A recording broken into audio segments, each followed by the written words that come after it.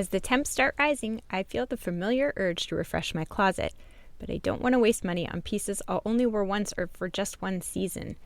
Thankfully, Quince changes that. Their clothes are timeless, lightweight, and far more elevated than anything else at this price. It finally feels like my wardrobe matches my standards. The best part is that Quince only works with factories that use safe, ethical, and responsible manufacturing practices and premium fabrics and finishes, so you get to look good while feeling good. I'm pretty excited that I have upgraded my athleisure wardrobe for this summer. I bought a sweatshirt and a pair of wide-leg flow pants that are two of the softest items I own, and I plan to live in them. So join me in giving your summer closet an upgrade with Quince. Go to quince.com/POTC for free shipping on your order and 365-day returns. That's QUINCE.com/POTC to get free shipping and 365-day returns. Quince.com/POTC. People would much rather work in a place where they felt valued and where they belonged and they felt appreciated than they would working in a place where they got a better paycheck. They would so much rather work in a place that shared their values and was mission-driven and aligned to their missions than to get more money. If you view the people in your organization as assets, then you invest.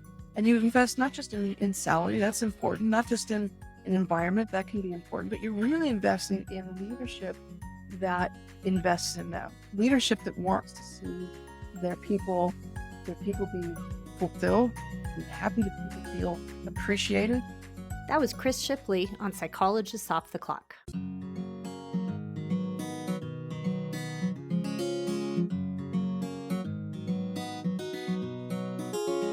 We are 3 clinical psychologists here to bring you cutting-edge and science-based ideas from psychology to help you flourish in your relationships, work, and health. I'm Dr. Debbie Sorensen, practicing in Mile High, Denver, Colorado, author of Act Daily Journal, the Act Daily Card Deck, and the upcoming book, Act for Burnout. I'm Dr. Yael Schoenbrunn, a Boston-based clinical psychologist, assistant professor at Brown University, and author of the book, Work, Parent, Thrive. And from coastal New England, I'm Dr. Jill Stoddard, author of Be Mighty, the Big Book of Act Metaphors, and the upcoming Imposter No More. We hope you take what you learn here to build a rich and meaningful life. Thank you for listening to Psychologists Off the Clock. Hi, this is Debbie, and I'm here today with Jill to introduce an episode I did with Chris Shipley, who's the co-author along with Heather McGowan of a book called The Empathy Advantage, Leading the Empowered Workforce. And this is a conversation really about the current state of the workforce and some of the recent changes to workplace culture. And Jill, what are some of your thoughts about the conversation I had with Chris?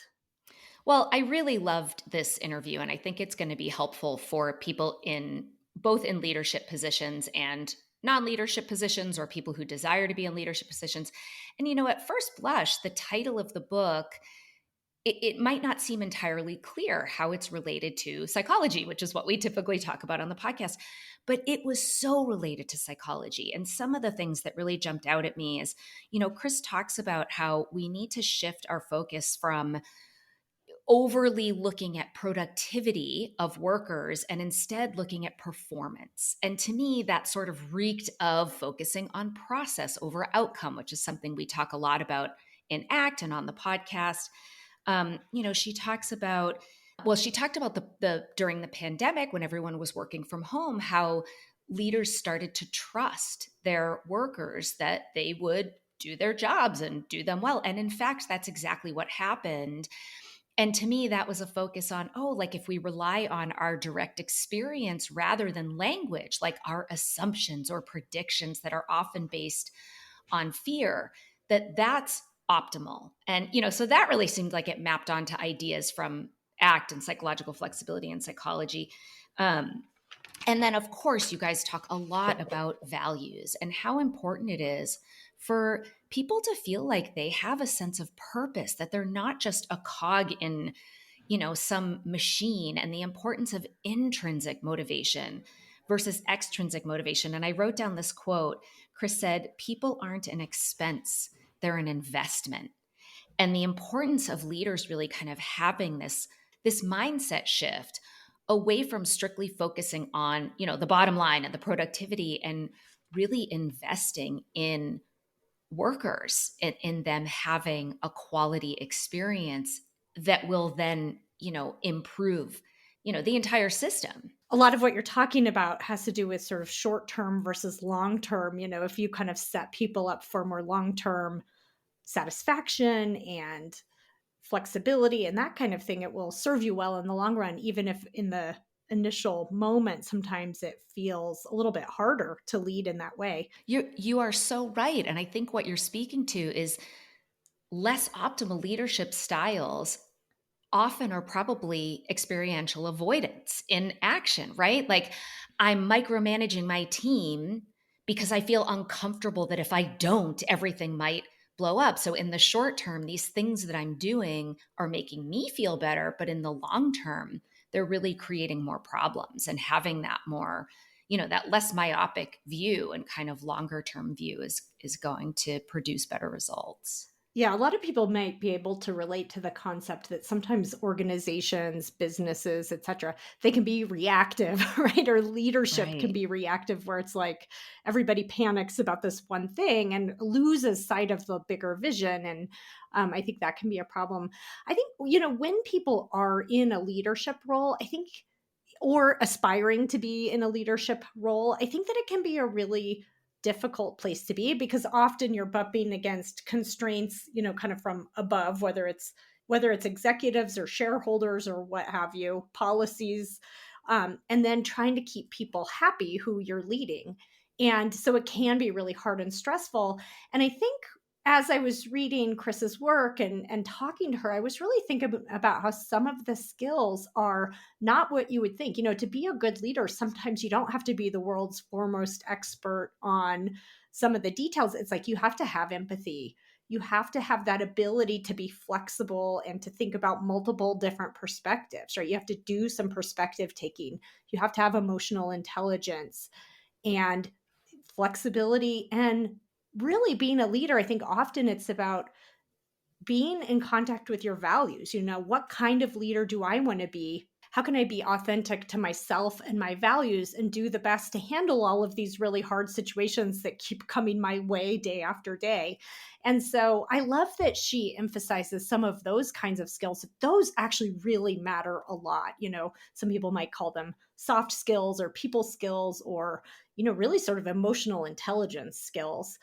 But if you're going to be an effective, good leader, you really need to be working on those types of Yeah. skills, as well as just the nuts and bolts of how to do specific things and Right. gain knowledge. We had Dan Goleman on the podcast a while ago. I think he was a pretty early guest, and he talked about emotional intelligence and research that shows, you have to have, what do you call it, standard intelligence like IQ, typically in order to rise up into higher leadership kinds of positions. But it's really the people that have the EQ that succeed, like that truly succeed and kind of stick in these business roles. And, one of the other things Chris talks about is how much better it is to be a mentor, to enable people to succeed rather than to be a manager. She talks about it as being more like a coach rather than a manager. And that what do coaches do? They enable workers to be their best selves. And I think that's so much of what she was talking about is, instead of focusing on like what's the best bottom line for the company, it's how do we make professionals really able to be their best, and that in turn is going to nurture the entire organization. Yeah, and sometimes, I mean, I think that this conversation is bad news for people who lean more toward being authoritarian in their style, or who are more in it for the power and the ego, because I think a lot of what this is about is stepping away from that type of approach, or even, growth and profits at all cost kind of mentality. I think the world is shifting away from that mindset in ways that actually feel like a step in the right direction to me personally. Maybe not everyone would agree with that, but I think that in the long run, this is a really important conversation that we're having in the workforce, Yeah. in the world of work nowadays. It's not either or. It's not you're this kind of leader or it's profits. It's when you're not this kind of leader, your profits actually suffer. Like, because if you have attrition, that is the highest resource sucker in a corporation, right? Like people leaving and having to hire new people costs the company more than anything else, right? So if you're investing in employees and you have people long term, then that like really that does affect the bottom line. But people look so, well, like myopically and I can't think of the words I'm looking for, like not big picture. Do you know what I mean? They don't look at the indirect kinds of like costs and impacts of these things. I'm really glad you said that, because I do think sometimes it's painted as either or. It's like either you're a nice person or you're out for making a profit. It's like, well, what if those actually are one and the same a lot of the Exactly. times, right? Yeah, that's a Yeah, really good point. exactly. Yeah. So we hope you enjoyed this conversation with Chris Shipley. My guest today, Chris Shipley, is a technology analyst of over 30 years, writer and journalist, entrepreneur, and future of work strategist. She has documented, influenced, and predicted the impact of technology on business and society for more than 30 years, and has advised hundreds of companies on positioning, business modeling, and innovation practices. She consults with companies on human and organizational challenges in the face of technology and economically driven disruption. And Chris has co authored 2 books along with Heather McGowan. The first was The Adaptation Advantage, and she recently released the book, The Empathy Advantage, Leading the Empowered Workforce. And we'll be talking about that today. Welcome, Chris. I'm so excited to talk to you about this. Oh, I'm looking forward to a great conversation. Thank you for having me. Well, you're very welcome. Thank you for being here. I think I'm especially excited to talk to you about this because your book is really about the changing world of work and the workforce and workplace culture. And I'm writing a book about burnout, and I'm really fascinated by this right now. I'm following it very closely in the news and in people's lives because I think we're in the middle of a tremendous shift, and it's really fascinating to see what's going on. So the timing couldn't be better for your book and for this conversation. And for yours as well. I think they really dovetail the issues that we're facing in the workforce today. Yeah, yeah. Well, let's start with what is changing. I think, there's this shift happening. We're kind of entering a new era of work. And I'm wondering if we could start by kind of laying a little bit of a foundation in terms of what you're seeing as a shift. Like, what were some of the features of the workplace before this shift started? And what, in your mind, what are some of the most important changes that we're seeing in the world these days? Yeah, it's interesting. I think people tend to look at the last 3 years of the pandemic and think, well, that just changed everything. And my perspective is it didn't really change anything, it just amplified everything. It put everything in stark relief. So think about sort of where we were. The most obvious shift we've seen, obviously, is work from home. But we were moving in that direction. About 17% of people worked from home before the coronavirus. 5 or as many as 5 or fewer days a week. Um, Now it's that number is 59%. Obviously, it went to near 100% during the pandemic. So we've seen that as a major shift. But let's look at also some of the things that were underlying that. Like income inequality, I think, is a important one to understand. The 7.25 hourly wage has not kept pace with productivity. If it did, it'd be $26 an hour. Right? So what we saw prior to the pandemic is a lot of people who were really struggling to make ends meet on minimum wage jobs. And so the 40-hour work week was kind of a myth. Low wage workers were probably stringing together 2 or 3 jobs to be able to afford basic needs. And then even higher wage earning professional workers were they were working 60 hours or more a week to keep pace with the hustle culture of their organizations. And at the same time, they were working for organizations where their leaders were making outsized compensation on a ratio balance. So in 2020, the ratio of CEO salary to worker salary was 372 to 1. So for every dollar that a line worker made, the CEO was making 372. Now, in 1965, that was 20 to 1. So you see how that has jumped, and CEO salary has outpaced worker salary. That income inequality means that so many people recognize that they were working harder and longer for very little real wage growth, but their CEOs and their stockholders were doing pretty well. That Mm-hmm. creates a discontent, and I think that came into focus during the pandemic. And then a third major vector is really all the social and cultural changes that we've seen. We've got Gen Z entering the workforce, but boomers are staying in the workforce longer. So we have four and sometimes five generations in a same workplace, um, trying to understand each other and work well together. We've seen shifts in our understanding of gender and sexual identity. We've seen the balance of men and women in the workforce shifting. All those things were gearing up well before the pandemic, and then the pandemic just put a spotlight on everything. Absolutely. Yeah. And one of the things in your book that I thought was really fascinating was that the focus for say 50 years or so has really been from the corporate perspective has been on maximizing productivity from workers and maximizing shareholder profits, and that has been, kind of the key driving thing, and that's not really working anymore. I wonder if you have thoughts about that, like that sort of, there's almost like this philosophical shift that we're maybe in the beginning of. At least I hope it's kind of the beginning of this shift. What are your thoughts about that? Well, I know you're exactly right. The Milton Friedman doctrine that the purpose of a corporation was to return maximum value for their shareholders really established this. Let's just milk all the productivity we can out of workers. And so workers were treated as a cost line, as an expense in the organization, and you could use them up and then get more workers, and then use them up and get more workers. And that was kind of the mindset that we've been driving for the last nearly 50 years. The conference board in, I believe, 2018, 2019 said, wait a minute, time out. This isn't working. And really, our purpose isn't about just stockholders alone, but it's for all the stakeholders. How do we create benefit for our, yes, the people who invest in us, but also the communities in which we work, the customers we serve, and the people that come together as workers in our organization to deliver that value? That shift seemed like at the time kind of, well, that's interesting.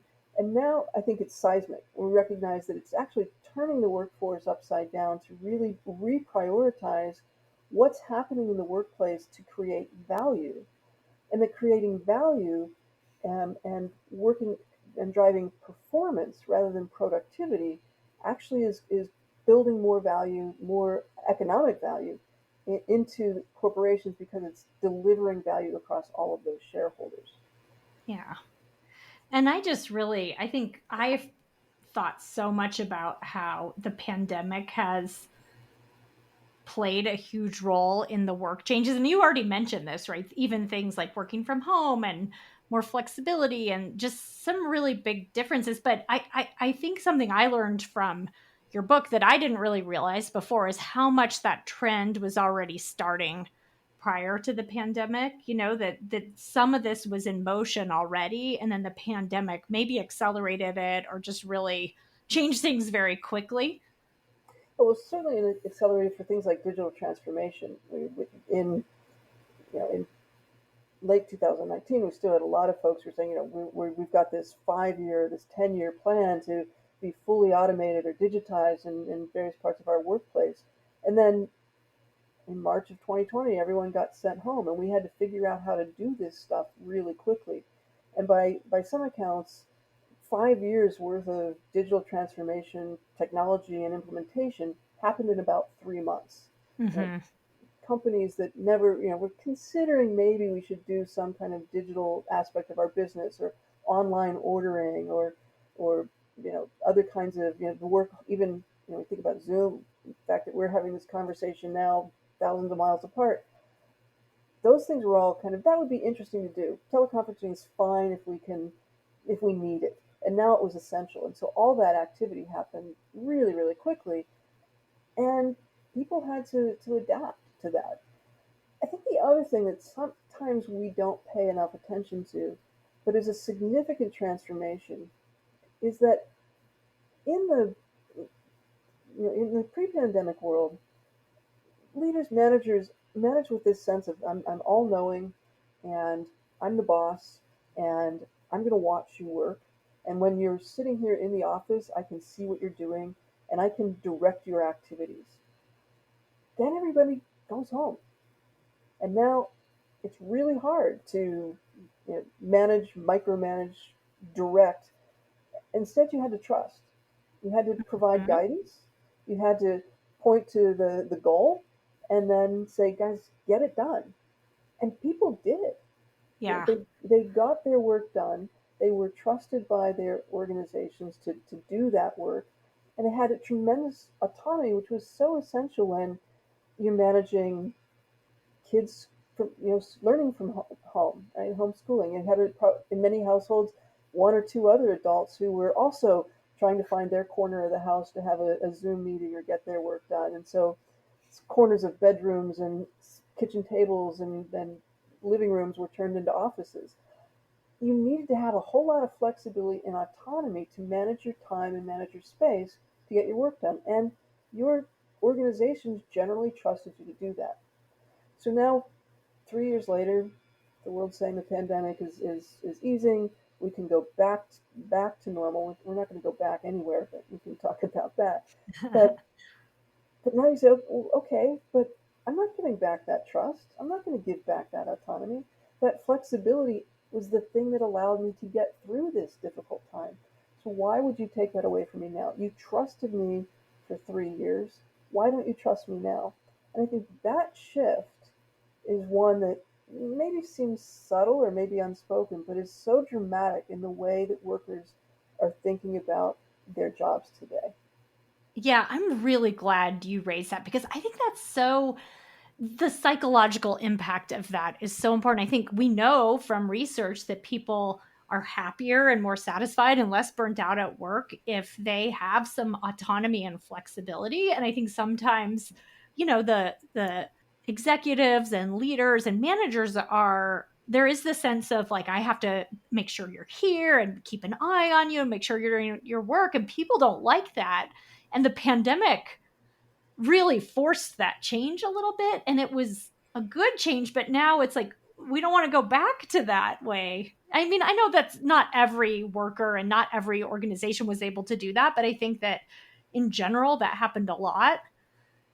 Yeah, no, I And think you're yeah, right. But also keep in mind, I bet you if you asked a room full of people who wants to be micromanaged, yeah, very few hands would go up, right? No right. one ever really liked that. But there was an understanding, I think, maybe a zeitgeist that said, I'm the leader, I'm the boss, therefore I need to be managing, and that managing was this act of making sure people worked in a particular way, in a particular style, to a particular quality, to a particular degree of productivity. Now, I think that managers are not really managers; they're mentors and enablers. Like, what I want leaders to think about is what is it that these people who come into to work or stay home and come to virtual work every day, what are they contributing, and how can I, as their leader, help them be that best contributor? What do they Yeah. need? Whether it's clear direction, straightforward communication, specific tools, or some kind of technology to get their work done. What do they need so they can be the best contributor? That's a really different mindset from what do I need to do to get the most from these people? And I think by making that shift, and frankly, God bless the pandemic for forcing it, we're going to see people who I hope really we start to address this burnout issue. We start to address the kind of wearing that work has been for so many people who feel like they're not being able to be their full true selves, true contributors in their organizations. Right. And I think one of the things, so you had this chapter about how I guess the new normal around things like work habits and work environments and what people want. And right at this moment that we're in, there's a lot happening economically and some industries are having layoffs, but in general I think it's like the question is how do we keep employees and how do we keep them engaged and how do we keep them from leaving?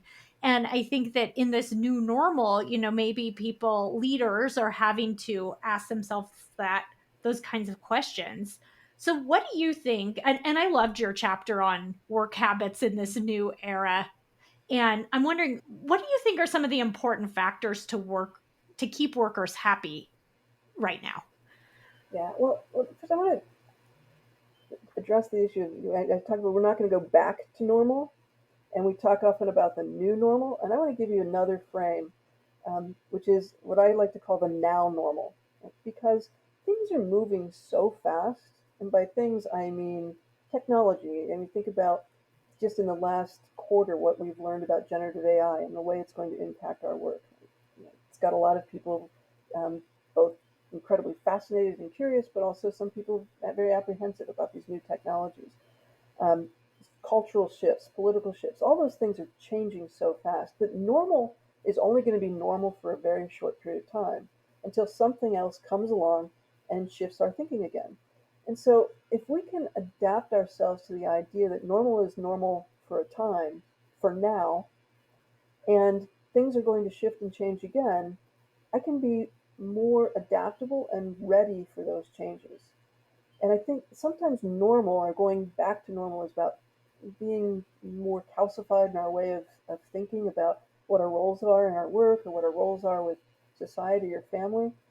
And since those things are so much more fluid now, being able to be in the moment of what's necessary now, I think goes to your question about how do we keep people more satisfied, more happy. If I see change happening all around me and I'm not in a place where it's safe to adapt or safe to question, if I'm not sure, I have no certainty about tomorrow or the day after, then I am going to have a high level of anxiety at work.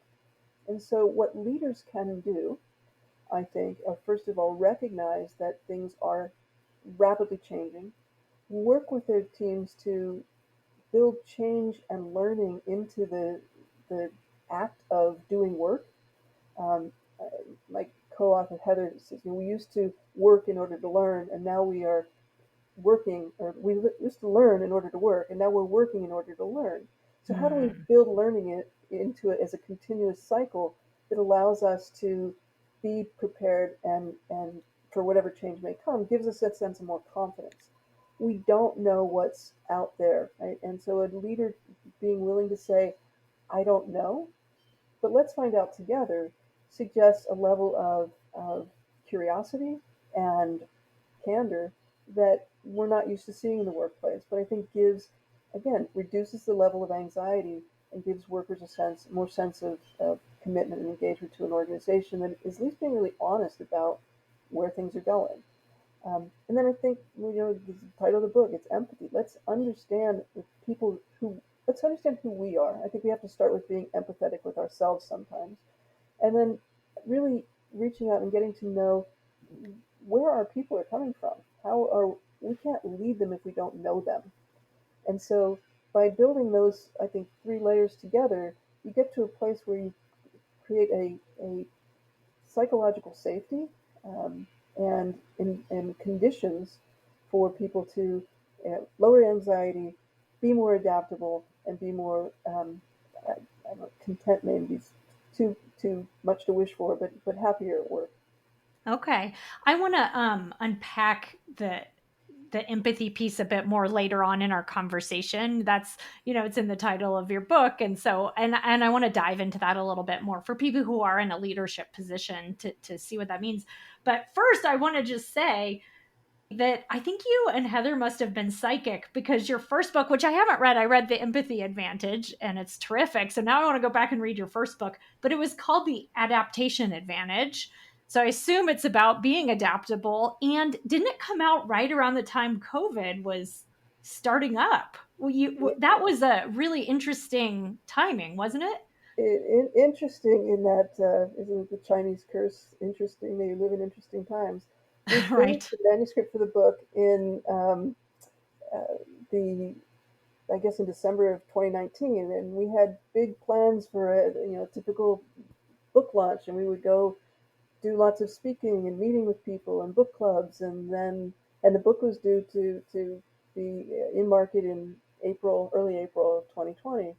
Obviously, everything changed, and so Right. we had to adapt, and I think the book itself became kind of the accidental guide to leading through the pandemic. And so it was good timing. Maybe I don't know if we're such visionaries, but certainly we got lucky with our timing there. And I hope that people who read the book felt like they got lucky to have a resource that would help them think about how to adapt in rapidly shifting times much more easily. Yeah, yeah. I mean, it is, if you think about it, if there's one skill that leaders needed and that organizations and corporations needed at that time, it was the ability to adapt quickly. So, yeah, interesting. Yeah. Well, one of the things that you already mentioned briefly, but I want to go back to is about diversity in the workforce. And starting with the age diverse workforce, you mentioned we right now have multiple generations who have had very different histories in the workforce altogether, from boomers to, Gen Z. And I was wondering if you could talk a little bit about the ways that some of the younger generations entering the workforce or kind of early in their careers, like Gen Z, are in comparison with some other generations, and maybe I don't know what you notice in the work that you're doing around that generational shift, and generations kind of working together.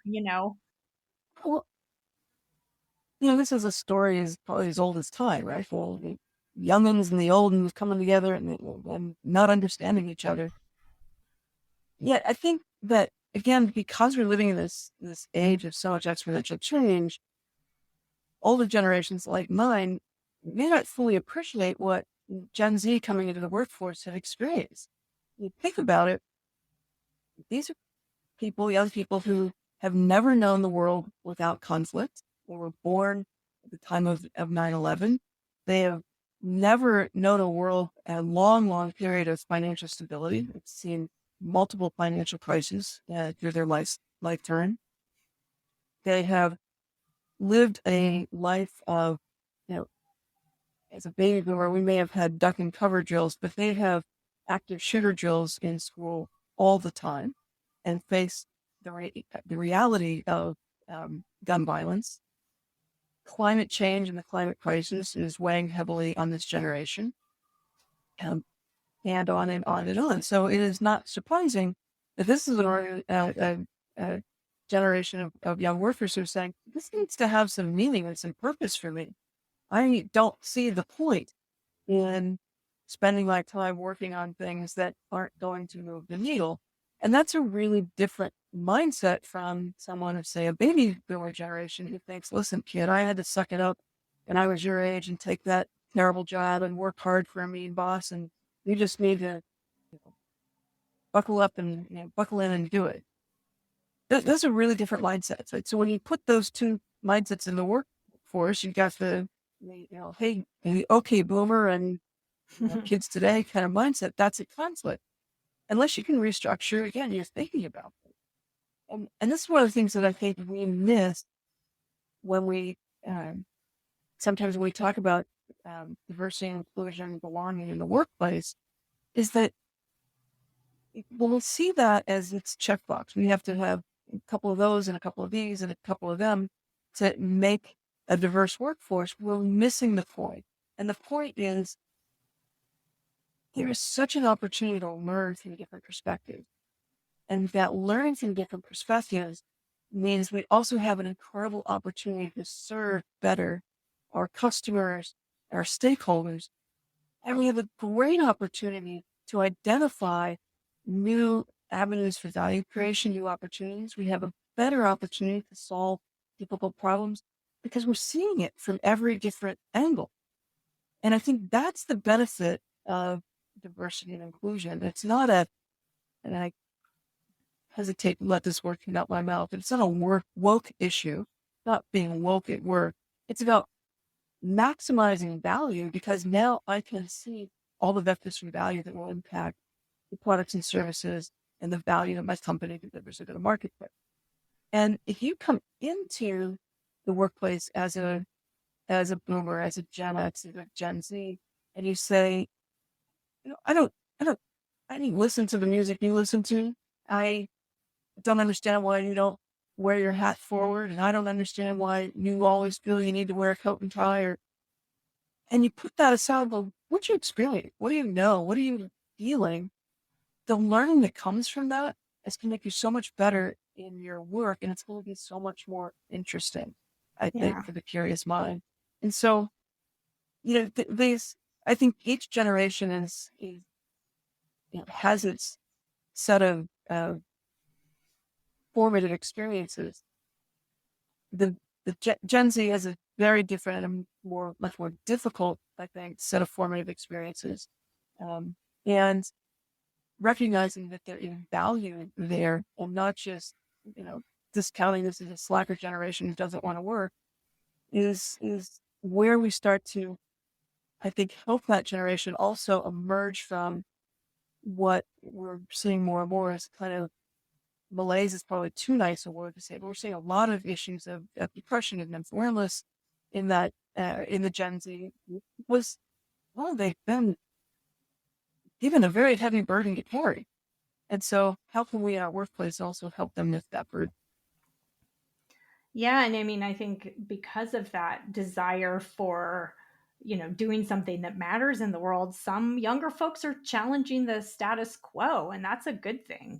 For some of these things to get better, we're going to have some people who challenge it, and they're not just accepting, oh well, this is the way, my parents and my grandparents did it, so therefore I'm going to keep doing it. Yeah. And when a Gen Z worker says, I'm not going to do that work for that little pay, and causes a shift to an hour or a living wage in an organization, everybody in the organization benefits from that. Right. Yeah. Maybe not the guys in the boardroom who are a little upset that their now cost of HR is too high. But ultimately, if you think about, and you argue this, that people aren't an expense; they're an investment. And the work that Gen Z is going to really bring to light the disparity of wage actually helps everybody in the workforce. Yeah. Yeah. The shift is good for everyone, I think. Well, and similarly, I think with a more diverse workforce in other ways, more racially diverse, more gender and sexual minority diversity, et cetera, and so on. I mean, I think that, I really appreciate your point that it's not just about checking boxes, that there are some advantages to working together. And actually, you cited in the book a paper by someone I went to grad school with, Anita Williams Woolley, who has done research. And there's some real advantages on a team of having, for instance, women instead of an all male team, and having more diversity in thinking and perspectives can be really helpful. And I'm wondering, okay, I'm about to ask you a big question here, Chris. That's all right. really I'm going hard to to try to be nutshell, prepared but for it. instead of looking at it as like check boxes, you really emphasize belonging and helping all these different people, like all the potential of all the different people coming into the workforce to be maximized. Do you have any thoughts about, how leaders can foster more inclusivity and belonging for all different kinds of people? Again, I know that's a big one, but what are your thoughts on that? Well, belonging, you talk about diversity and inclusion, and that is necessary but not sufficient. It really is belonging, and in that sense of fitting in and being part of a community and being part of something that, by being in a collective, is bigger than just I am. That's belonging, right? It's a place where I feel at home, I feel comfortable. So the question is really, how do you create that environment? And it's not, let's put in more comfy chairs and make sure that there's a better brand of coffee in the break room, which is how I think a lot of companies have tried to solve for this. Like, let's put in perks that make it a fun place to come to work. You have great coffee, but may not necessarily belong.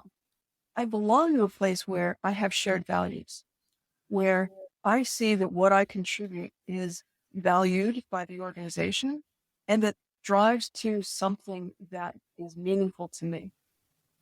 So it really, I think, means we start talking and need to understand who people are as people, not just as job descriptions. You need to understand contributions as an expression of purpose and values, not as tasks to be completed. And when we, as leaders, begin to know our people for what they want to contribute, for what they find valuable, for who they are in the workplace and out of the workplace, I think we start to create and foster a sense of you belong here. You're part of us. Or, and I think this is an okay outcome too, you understand that we aren't values aligned. And my job then as a leader is not to change your values, but to help you find a place and a way for your values to be honored and recognized. And that may Mm. mean I'm going to tap my network to help you find a job somewhere else.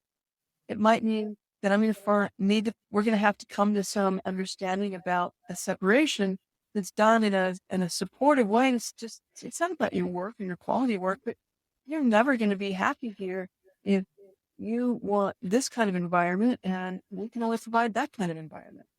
And so understanding that there's a delta there that can't be bridged, but can be handled with compassion.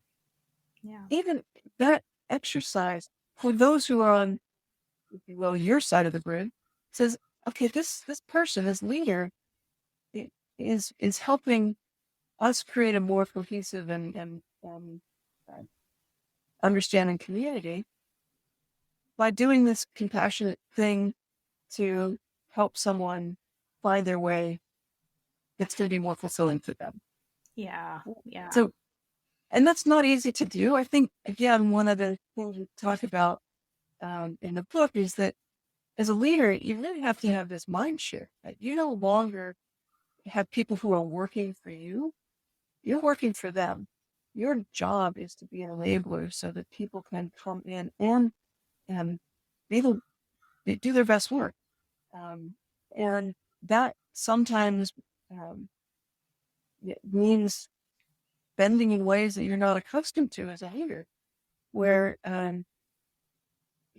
do as I say is no longer the mantra of the leader. It's what can I do for you? Mm-hmm. And that is a big shift for a lot of folks who came up in a system of the boss is always right. To suddenly, go away for a few years because of the pandemic and bring people back together. And instead of saying, I want to see you at your desk at 8 o'clock sharp, and you'll take your lunch break, and I'll expect you all to be here still working, toiling into the evening. That's productivity. To suddenly be in a place to say, hey guys, what do you need? How do I help you? Let me have you come into the office today because we're going to have a curated experience of collaboration and learning to work on a problem together. But hey, no need to commute if you can get your work done just as easily at home.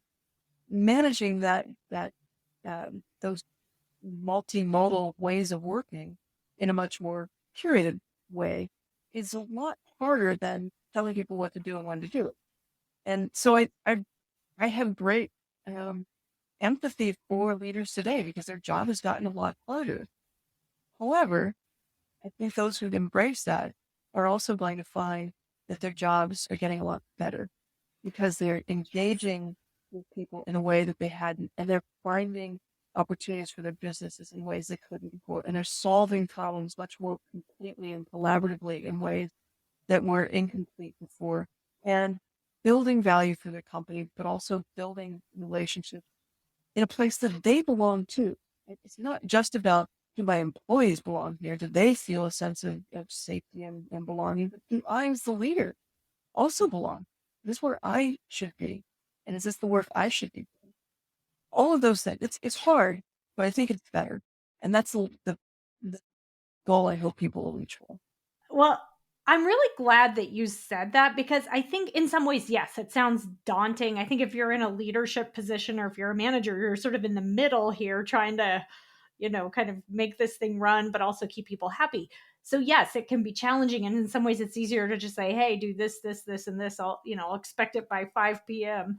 But in some ways, this is more humane for everyone, right? It is more fulfilling because leaders can also be more humane and more authentic. And like you said, it's okay to say, well, I don't know, let's try to figure this out together and to get to know employees in a different way. So maybe it's better for everyone, even if it absolutely has some challenges and it's probably not going to come naturally for everyone. There might be some people who struggle with that, who are used to doing it in that more, hey, do this, this, and this kind of style of managing. I mean, I think that's very hard for some people who just really want to be an authoritarian boss. Right. That they think that gives them a sense of status and value and purpose. I think those people are going to find themselves with very few people to lead over time. And that's really the downside for that leadership style, is that people, the workforce is saying no. Yeah. That's not how I want to work. And I will find someplace else to work, or I'll go start my own business. We've seen a great uptick in new business starts. I think for people saying, I can't get the flexibility and the autonomy in the workplace that I had before, so let me go create one of my own. Yeah. And so I think all the asshole bosses will go away in the new era? No, I don't. Do I think all the sort of authoritarian, my way or the highway leaders are going to just suddenly disappear? Surely not. But I think those people are going to find themselves with much less engaged workforces, who churn continuously, and their expense, because they're treating people as an expense, will continue to grow as they have to continue to recruit and hire and train in order to recruit and hire and train, because the people they just did that to left because of the leadership style that wasn't really addressing them as a person. Yeah. Well, we're talking about the empathic leader, which is really, I think ultimately the focus of your book, the empathy advantage. It's about leaders becoming more empathic. And I'm just wondering if you could describe a little bit. I think that makes a lot of sense why that is a good direction for people to be going, and that this is an effective form of leadership, especially maybe always, but especially in today's world. So if you were talking to someone who's in a leadership role and you wanted to explain to them just sort of the overall qualities of an empathic leader, could you just tell us a little bit about what that looks like? Well, we talk about in the book about 4 shifts of leadership. And I think that's a good place to start. And one is, we've talked about it already, is mindset. This idea that I am managing people to exactly, now as a leader, I am enabling them. People no longer work for me, I work for them. I think the other is culture, a cultural shift. A lot of workplaces where we're driving productivity around an idea that our peers were competitors. This person's working harder, that person's working longer. Here's the employee of the month. Here's the salesperson of the year. That competition that took people, pitted one worker against another. Now I think if we shift to peers as collaborators, we get the benefit of this um, amalgamated knowledge and energy, right? That because no one person really holds all the answers and all the information, and only when one person talks to another that engages with a third, then we start to see the whole picture come together. That's a collaboration that you would never get if it's a race to the top.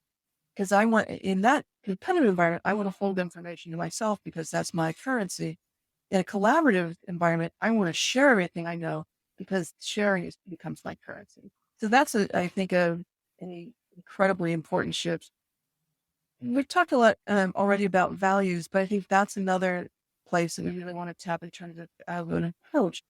In past leadership models, um, motivation was extrinsic. You get a pay raise, you'll get the employee of the month parking space, you'll get more perks, you'll not get fired. There's all these external carrots and sticks that were used to drive performance.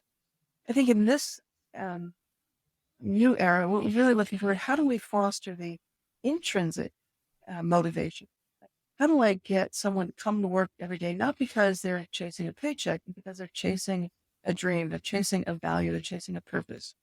And that really requires, I think, conversations that are really different. What do you want? What do you see? What gives you joy in your work? What doesn't give you joy in your work? And I'm not saying that that's all going to go away, but let's figure out how we can align your personal purpose, mission, and values with the work that's happening in our organization so that you can see the impact you're having. So I know that my work matters. I feel I have a personal energizer bunny to drive me to go do it. When I think that my work is just a cog in a machine, any cog can come in here and do this, that I have to be motivated. And it's not even very motivating, but I have to be driven by extrinsic factors. So that shift to an intrinsic, more values-centric way. And I think, that just changes the behavior of a leader from one who has to be the all-knowing um, boss to one who can be a coach, a mentor, an enabler, so that people can do their best work because they're driven to do their best work with their colleagues in a space that we're able to be successful together. I love that. I love that piece around values and purpose. And I actually want to unpack one piece of it. Maybe we'll kind of end on this note, which is around the team part and just being part of more of a collaborative instead of a competitive, um, more collaborative instead of more competitive with your colleagues and coworkers. And I'm interested in that in part because I think that's a complicated one, but also one that really matters in terms of people well-being. In my burnout work, I think there's a real emphasis on those interpersonal dynamics and how being a part of a team can either really make work fulfilling or it can make it pretty awful. And so, this is another big question here, but what are your thoughts about a healthy team and how leaders can, like, what they could be looking for in terms of how do they get there so that because if a leader has a great team and people are engaged with their team and the team is cohesive and collaborative, then actually the job of a leader is kind of easy, really. So how can people, what would be some good shifts to see in the direction of building a team that has that quality to it? I think, well, a couple of things. First of all, I think that the term collaboration gets thrown around a lot. And in fact, so much of the return to office is because we need to collaborate. And then you go into the office and you are in your cubicle or in your office or in your workshop or in whatever part of the organization you are. And you just do your job and you're not actually interacting much. That's not collaboration. That there might be some occasional creative collisions that happen when two people happen to be at the coffee maker at the same time or microwaving their lunch or got caught in the elevator. But that's not collaboration. That's just coincidence. And so if you're really building a collaborative team, you have to understand a few things. First of all, like, what is it we're trying to do? What's the problem or the opportunity that we're working on? And get clarity around that so that we know what we're working on. What are we actually trying to do here? And I think that's at core, who do we have around the table? And part of that, and I know there's some hesitancy for some people, like I don't necessarily want to be overly personal at work, right? And I'm not suggesting that you have to go in and tell your life story or that as a leader, you should be pushing for that. But I think you can say, so what matters to you? Why are you here? And I think this starts in the recruitment process. What is it you want to achieve? How do you like to work? What does a good day at the office look like to you? How do you build friendships? Do you build friendships? And all those kinds of things that have nothing to do with the job description and everything to do with how people show up at work. To understand then, is there alignment? And I think alignment is so critical because if I say, you know what, I thrive in a boiler room, deadline driven, gotta make my quotas environment. And but ours is an office where we are all kind of rowing together. I know that's not going to be a place for me. I'm not going to fit there. I'm not aligned. And so being very clear about what kind of a workplace you want to create is, I think, fundamentally from the outset, it's a magnet for the kind of people that are going to be great on your team. And it's a filter for folks that maybe will self-select out of an interview process because they don't want to be in that kind of an organization. So I think kind of envision what that workplace is and what are we trying to do together? What skills and curiosities do we all bring to the table? Sharing that understanding so that I know that I'm really good at this piece, but Debbie, I know you're really good at that piece. Can I help your brains a little bit?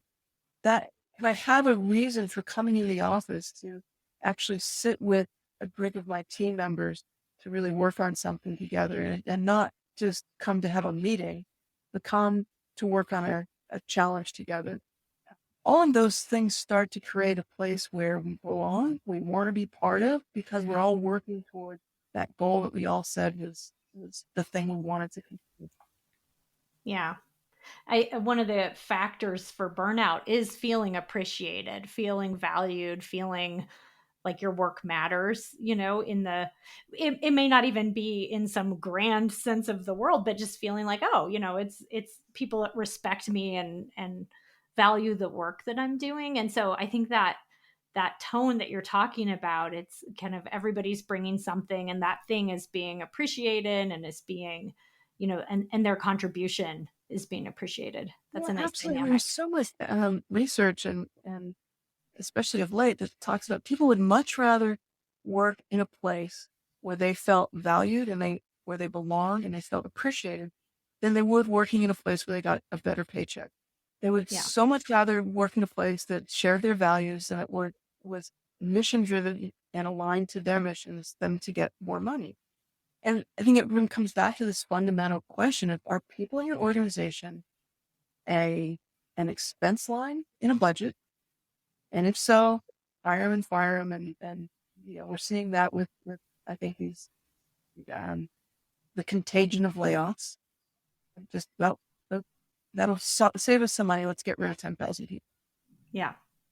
If you're an expense line, you're disposable. If you view the people in your organization as assets, then you invest. And you invest not just in salary, that's important, not just in an environment, that can be important, but you're really investing in leadership that invests in them. Leadership that wants to see their people, be fulfilled, be happy, that people feel appreciated. I mean, I can remember coming home from work from time to time, like, wow, I was really smart at work today. And that was never on payday. It wasn't the day that I got, I didn't care about that. It was like, I did something in the workplace today that allowed other people to get their work done. And I just felt like I really hit it on the nail. Those are fulfilling days at work. Yeah. And yes, it's nice to get the paycheck and maybe, have your Friday night out. But that's a different kind of, that's the extrinsic mood. How do we start tapping intrinsic motivations that really allow people to contribute their as best they possibly can? And that's the new rule of leadership, is Yeah. to find those inner switches and flip them to the greater not performance, I think, but more productivity. Where we all feel really satisfied in the work that we do together. Yeah, and this really maps onto what we know about human psychology and having a meaningful life, and how, there's a lot of different aspects of that, but usually it's not the bottom line of how many dollars are in your bank account. I mean, obviously, if there's a lot of financial stress, that's going to take a toll, but that there is something about pursuing meaning and pursuing, these kinds of relationships and human connections and belonging that certainly contributes to well-being in a pretty profound way. Yeah. Well, Chris, thank you so much. I'm like I said, I think this is super interesting, and it'll be really interesting to see what happens ahead in the working world. And so I'll continue to follow your work.